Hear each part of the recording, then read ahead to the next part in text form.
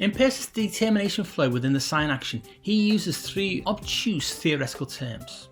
I will quickly refer to them to then reframe these using more designer-centric terms. Peirce's determination flows between the object, its representament, to the interpretant, which leads the sign action to reveal the object, and on the semiosis continues. Let me use two analogues to explain determination flow within a typical design process.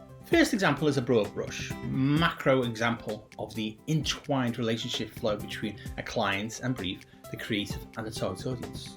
The client and brief has the meaning message to be communicated, i.e. responsible for the object. The creator controls how to visually represent this message, i.e. the representament. The audience interprets the representation, i.e. interpretant. If effectively encoded through the chosen representation, the audience interprets the intended message.